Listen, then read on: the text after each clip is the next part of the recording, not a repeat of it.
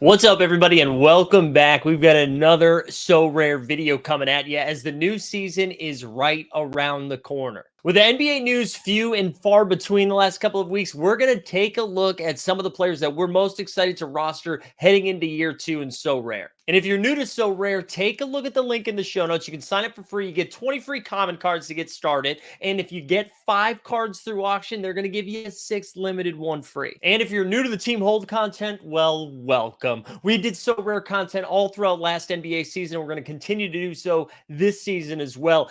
Every Monday and Friday at 5:30 p.m. Eastern, when we're in season, you'll have a live before lock show with myself and a few other guests as we break down all of the NBA news, whether it's injuries, starts, sits. We're going to find the best deals on the marketplace and the best value plays to fill our roster. In this video, we're going to look at 6 guys that aren't superstars, okay? It's easy for me to start a video and be like, hey, Giannis is a pretty good play. We're not going to do that. We're going to try to find some off-the-radar guys that maybe people aren't talking about. In the nation's capital with Kyle Kuzma. Everybody thought we were going to go with Jordan Poole there, the new guy in Washington who's going to get a ton of shots. And you know what? He's going to be a great play too, but we're going to talk about the Kuz. Kuz, known for a beautiful jumper and even longer sweaters, was dominant last year when Bradley Beal and Kristaps Porzingis were off the court as he averaged up over 20 points, 8 boards, and 4 assists. And here's some breaking news in case you weren't paying attention this NBA offseason. Kristaps Porzingis, well, he shipped up to Boston. Breaking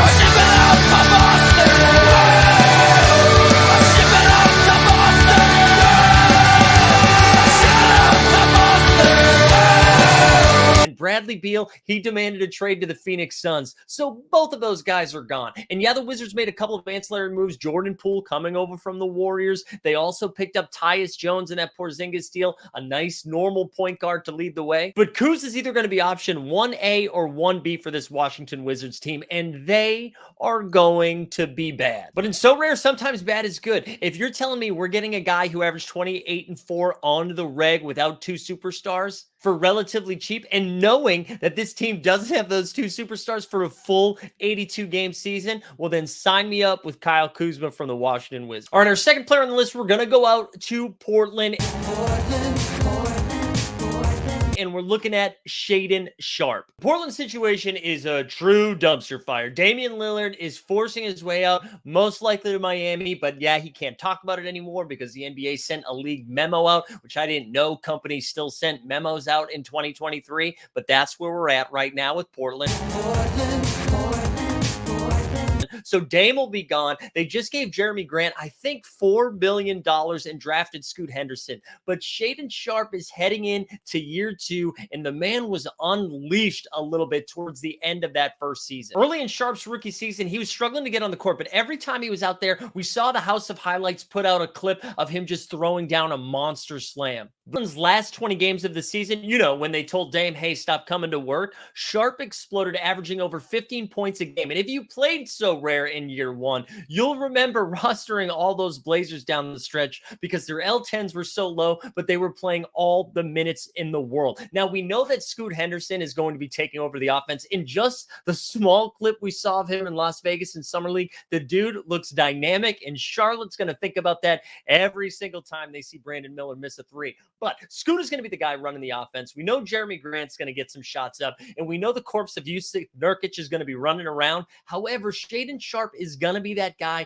just chucking threes. They've already dangled Anthony Simons out in trade talks before the draft, and I imagine as we get closer to the trade deadline this NBA season, that Simons is going to find himself on another team because the timelines just don't make sense for Portland. So that's why I want to lock myself to Sharp. Everyone else is going to be like, yes, Scoot Henderson. Of course, that's a good play. It's going to be a rookie that everyone's excited about, that everyone's going to overpay for in the first month of the season. Give me the cheaper version of that in Hayden Sharp. All right, for our third pick, we're going to Memphis, and we're not going for guns. We're going for Jaron Jackson Jr., the defending defensive player of the year. Now, we've all seen the highlights of Triple J just swatting jumpers away, meeting people at the rim, and accumulating points through his blocks and through his steals. But if you take a closer look at some of the damage that he did in the playoffs and at the end of the regular season, he's also turned into an offensive juggernaut. In the first round of the playoffs, he dropped a 31-5-4 in the Lakers. He ended the regular season dropping 36 on the Bucks and then 40 on the Pelicans. He also eclipsed 33 other times in that last 2 weeks of the NBA regular season. And not only that, the aforementioned guns, Ja Morant's going to be away from the team for the first third of the NBA season, which means there's going to be more offensive duty on Jaron Jackson Jr. Also, guys like Marcus Smart and Desmond Bane. But I'm going to start with Triple J. We have a nice fantasy floor with the defensive production, knowing that he's going to be swatting balls away and stealing balls, but also knowing that he can drop down a three and take on more offensive production this first part of the season. Give me Triple J. All right, let's take a break from players for a second, and I just want to mention a full team. There's nobody I'm actually targeting from this team yet, but the Houston Rockets have my attention. We've got Jalen Green, who everyone this offseason has been talking up that he's not only figuring things out, but he's also mature. Shout out to Zach Lowe podcast. We've got Jabari Smith Jr. entering year 2, who looked like a monster in Las Vegas in Summer League, putting up monster score after score. You have Alfred Sengun, an offensive mastermind down low who doesn't really play a lick of defense. You've got Kevin Porter, I might go home at halftime Jr., most likely coming off the bench. And they also signed Dylan Brooks and Fred VanVleet this offseason. Knowing Fred VanVleet got as much money as he did, he's supposed to be the calming presence running the offense. So I'm fascinated to see how this team actually forms into a team. They got rid of Steven Silas. They have Ime Udoka now coaching the team. So are they going to be a spot where we can go to for fantasy goodness? Is Fred VanVleet just going to take a million shots? Is Jalen Green going to take a leap in his third year? Is Sengun going to continue to build off his game? And does Jabari Smith really break out in his second year? Also, Tari Eason. It's too early to tell on this entire team, so I'm excited to watch them the first month of the season and then come back and realize the mistakes I made for not buying sooner. I've made a huge mistake. The fourth player. We're going to Los Angeles, Tinseltown boy himself, most likely the best team-friendly contract in the league right now, Austin Reeves. The poorly nicknamed AR-15 averaged 7 points 2 years ago and almost doubled that to 13 points a game last season while blossoming in the playoff. The Lakers felt so comfortable with Austin Reeves during their playoff run, especially that second half of the year, where he started doing some of the offensive facilitation, handling the ball a little bit more than D'Angelo Russell, who was supposed to be the point guard. Now, the Lakers did bring back D'Lo. They also added Gabe Vincent from the Miami Heat onto their roster, but watching what Austin Reeves did from year 1 to year 2, and now a better paid athlete going into year 3, I feel like Austin Reeves could take on even more of that offensive facilitating responsibility. So maybe we see something like 16 to 17 points a game, but his assist numbers, which 2 years ago were 1.5 assists a game, last year 3.5 assists a game, maybe that gets up to 6 assists a game. Maybe he gets a few more boards as well and becomes an even more value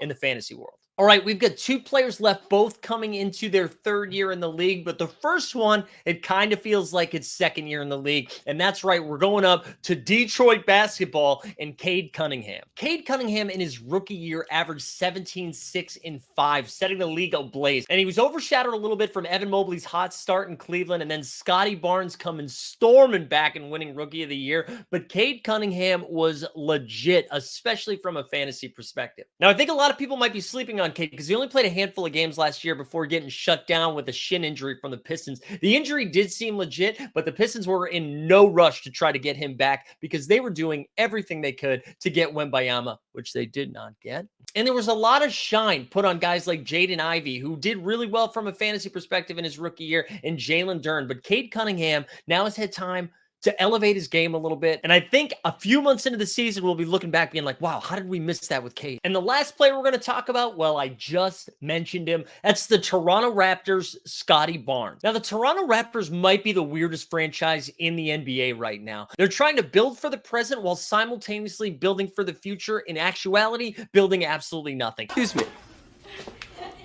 VanVleet left the Raptors and they got nothing in return. Siakam's got 1 year left on his deal and there's trade talks everywhere around him. OG Anunoby, they turned down, I believe, 4 first-round picks for the Grizzlies at the trade deadline last year. He's still on the team. They don't really have a point guard, except they did get Ice Veins Dennis Schroeder himself this offseason. But it sounds like Scotty Barnes in his third year is going to have the keys to the Toronto castle. He is going to be the man playing a point forward, point guard type role, which means if this succeeds, he is going to be a fantasy monster this season. Scotty had a little bit of a sophomore slump last season, averaging 15, 6, and 4. But they've removed Fred VanVleet from that equation. They also might be removing Pascal Siakam from that equation. The ball is going to be in Scotty Barnes' hands more now than ever. I imagine we see the points might stay the same, might be in that 15 to 18 range, but his assist number should creep up to double digits, and I imagine his rebounds numbers even jump up a little bit more as well. So there you have it. This is our first look at So Rare NBA season year 2. The 6 dudes